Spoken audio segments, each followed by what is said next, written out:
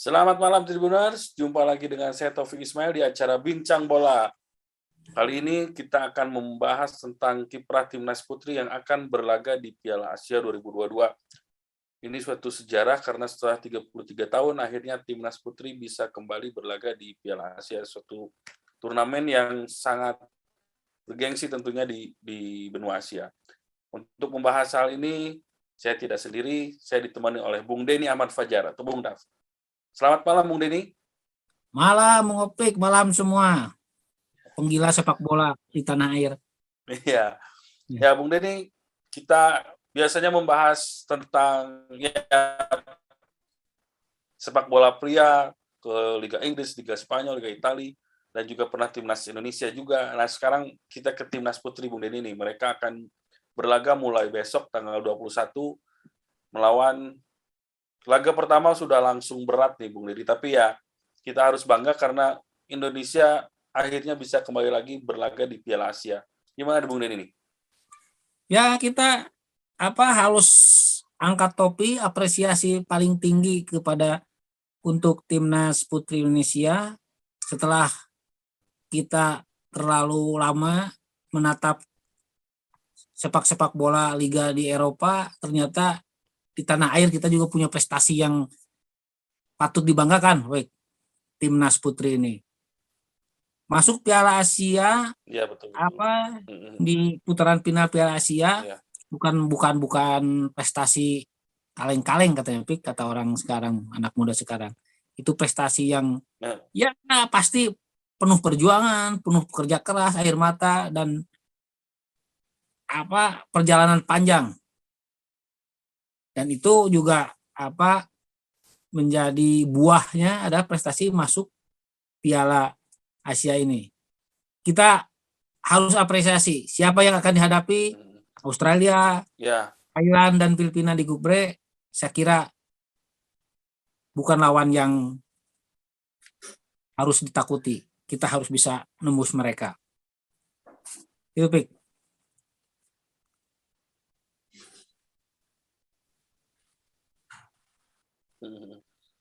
Ya, kemudian ini juga kan sepertinya buah keberhasilan Timnas Putri juga karena buah dari kompetisi beberapa sebelum pandemi kan kompetisi putri sepak bola putri berjalan dan ini menghasilkan juga pemain-pemain yang berkualitas yang bisa tidaknya sampai sekarang mereka bisa berlaga di Piala Asia. Berarti memang kompetisi sepak bola juga harus PSSI ya Bung Denny ya.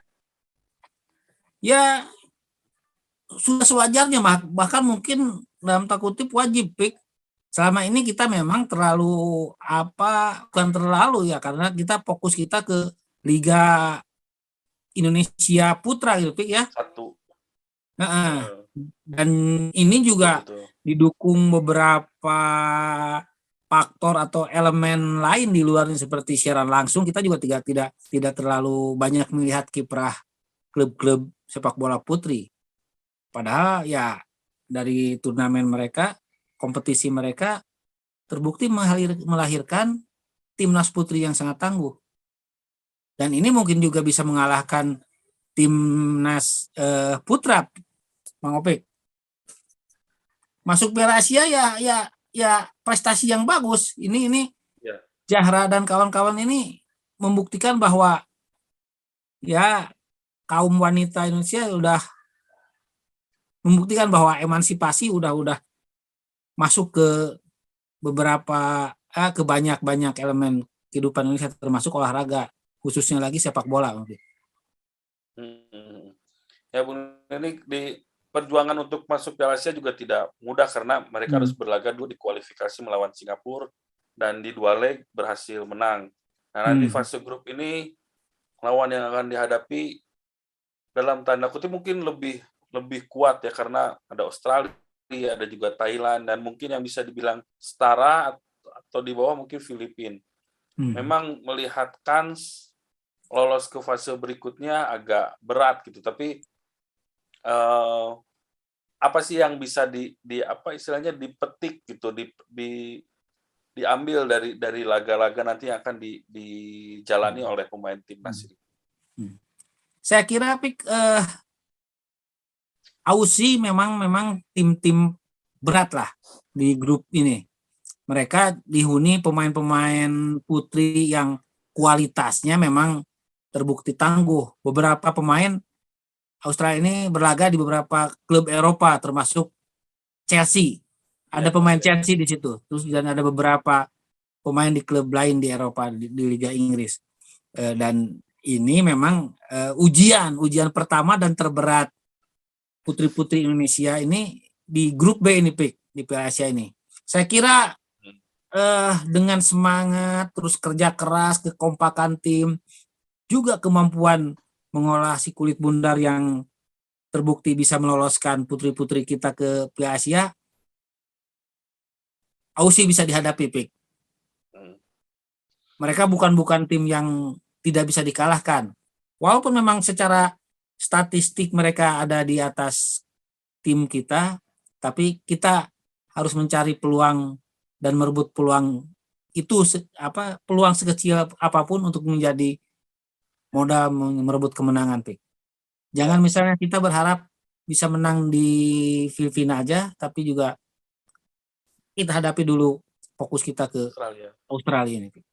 Ya, memang karena tidak ada yang mustahil ya, Bung Daf ya di dunia sepak bola. Jadi lawan Australia bisa all out, syukur-syukur bisa meraih poin, dan nanti bisa dimaksimalkan di 2 pertandingan melawan Thailand dan Filipina. Betul, agar bisa meraih poin penuh. Ya. Ya memang kalau melihat di luar negeri, di Indonesia juga sebenarnya tim-tim Liga 1 sudah punya tim putri. Di luar negeri kompetisinya sudah berjalan sangat bagus dan pengelolaannya juga sangat bagus. Ya.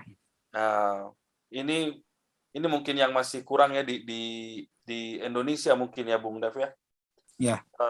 Tim Liga sepak bola putri masih ada di tataran istilahnya di Liga 1-nya, sementara di bawahnya kompetisinya masih belum berjalan, dan ini yang bisa menjadi istilahnya keterbatasan pelatih timnas untuk memilih pemain mungkin ya, Bung Denny ya. Ya, dan saya kira untuk misalnya walaupun ya perhatian kita agak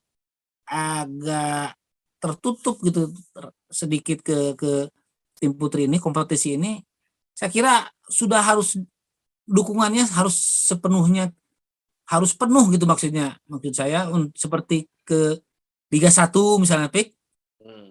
Liga 1 Indonesia dan tim putri ini misalnya ya siaran langsungnya juga harus diberi jatah yang sama gitu, Pik, seperti Liga 1 gitu.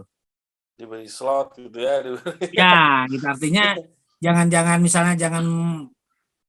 mencari keuntungan aja di Liga 1 Putra.